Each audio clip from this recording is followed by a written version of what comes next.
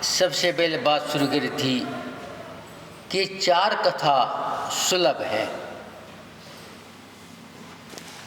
लेकिन मेरा मानना है चार कथा नहीं, वे चार वस्तु मिलना सुलभ है और उनकी सुलभता हमारे संसार का कारण है।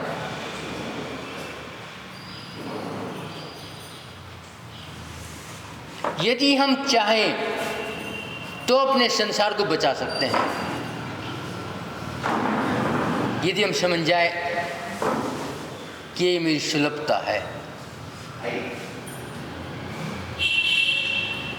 और मुझे इनसे बचना है। लेकिन मैं आज तक बचना नहीं चाहा। जब बचना नहीं चाहा तो कैसे बचें? और मैं उनमें उलझा रहता हूँ, इन चार वस्तुओं में। कौन सी हैं? ये भोग कथा, परिग्रह कथा, राज कथा और चोर कथा। उनमें फंसना चाहता हूँ इसलिए मिलती हैं। यदि मैं बचना चाहूँ तो बच सकता हूँ। मैं कथा में नहीं फंसता, उन चार वस्तुओं में फंसना चाहता हूँ और उनमें फंस करके मैं अपना जीवन बर्बाद कर रहा हूँ। कब से? अनादिकाल से। कब तक? नहीं जाने कब तक। तो हम इस बात को समझें कि मैं कब बच सकता हूँ। दूसरी बात कही थी भैया ने, बोधि दुर्लभ भावना, कि जानते सब हैं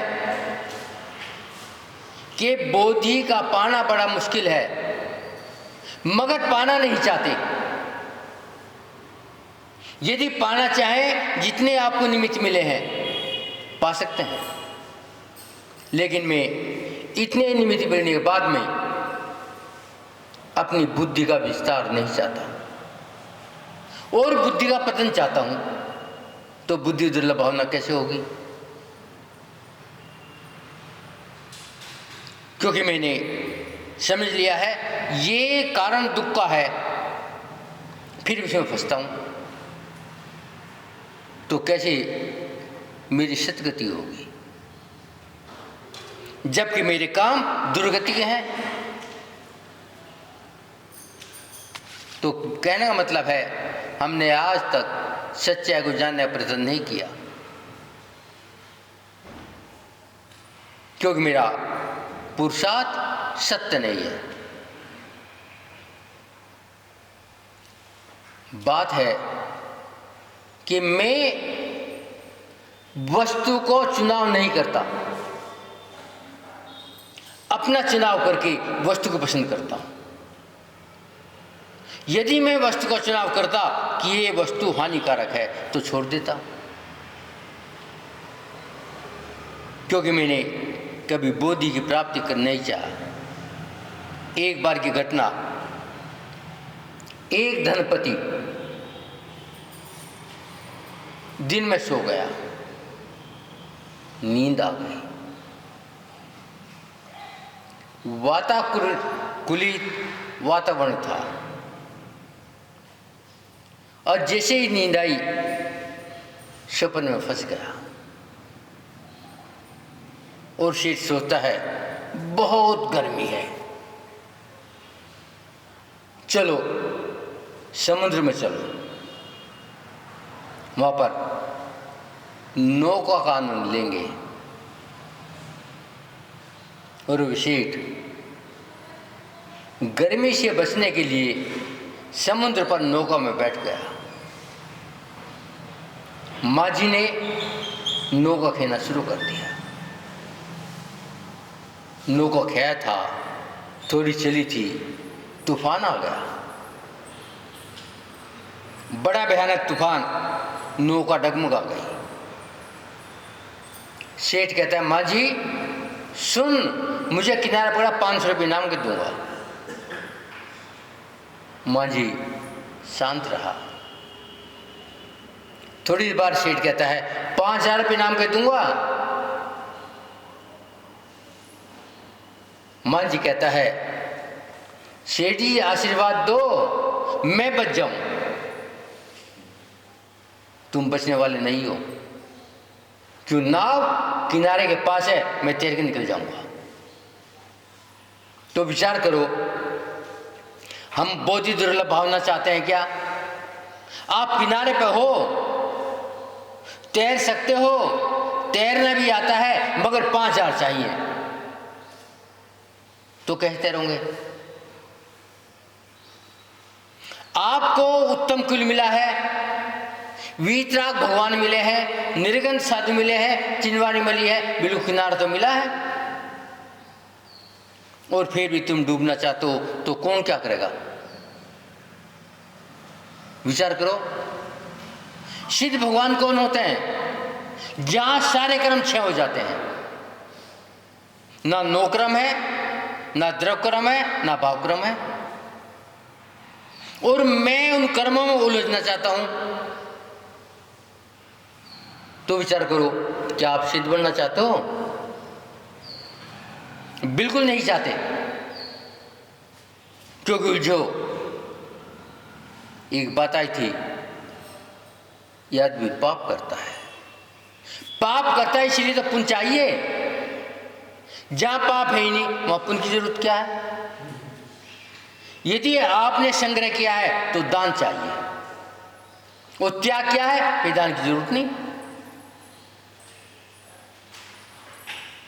हम हिंसा करते हैं तो हमें हिंसा का बचाव चाहिए,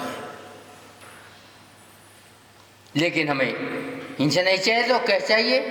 भैया ने कहा था आजकल बैराग की संभावना बहुत बढ़ रही है, मगर वो वैराग की संभावना पाप में बढ़ रही है।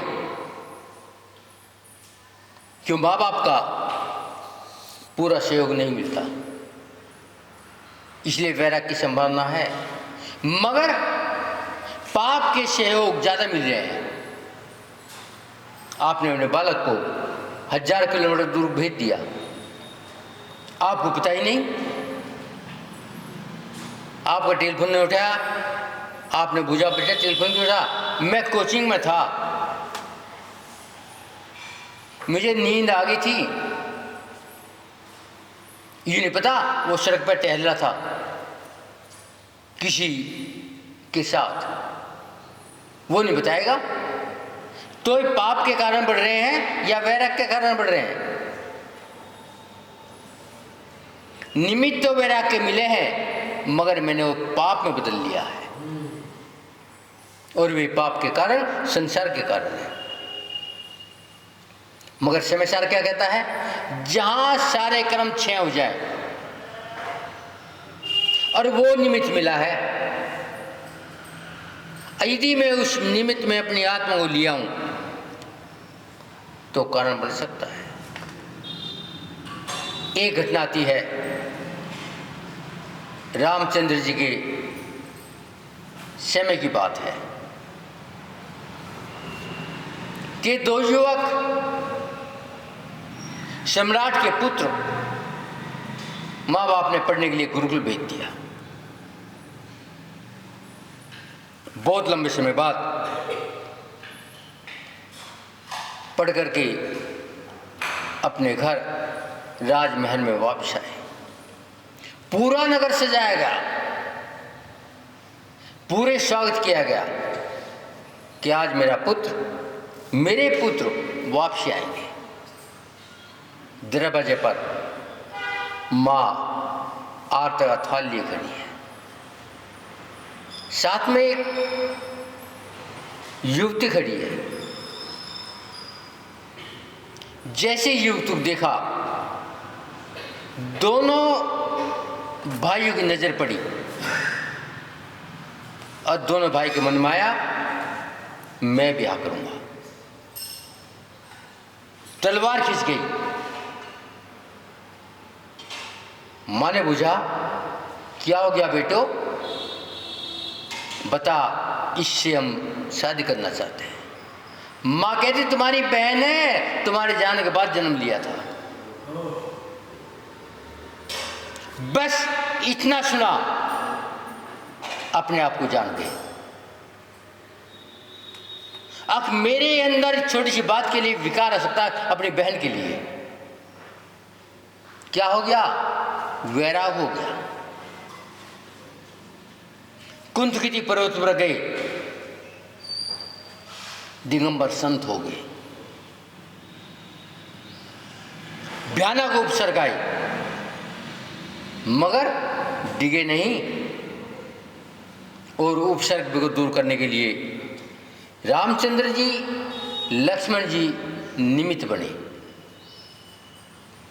वो निमित्त बनने के बाद में केवल ज्ञान हो गया